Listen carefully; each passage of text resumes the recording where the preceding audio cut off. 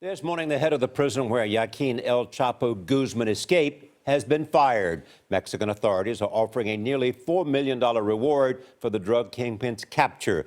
The DEA reportedly warned Mexico more than a year ago about an escape plan.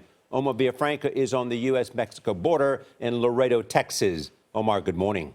Good morning. U.S. drug enforcement agents tell CBS News they knew Guzman's crew was going to try to break him out of prison as soon as he was arrested in 2014. They passed that information along to Mexican officials, but they did not have any specific intelligence about Saturday night's escape.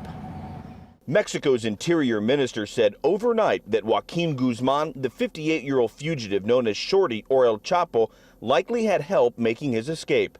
He said,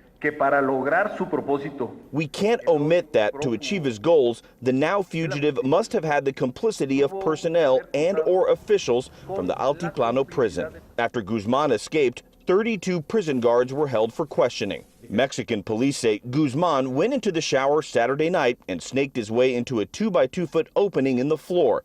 Then he used a ladder to climb down into an elaborate 5-foot-tall tunnel built 30 feet underground that led to a construction site about a mile south of the prison.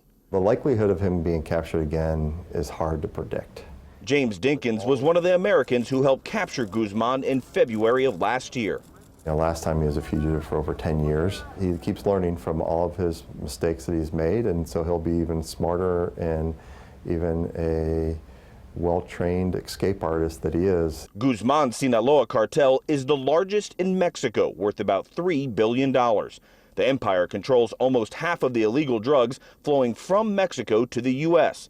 Authorities attribute 10,000 murders to El Chapo's gang, hundreds of those killings in the U.S. The trafficker, named to Forbes' billionaire list, likely called the shots even while inside the federal prison.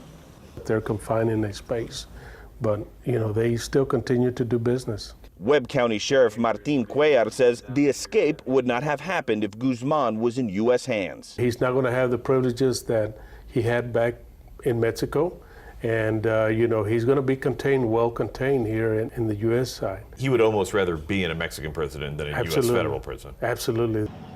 Guzman faces several indictments in at least 7 U.S. federal courts.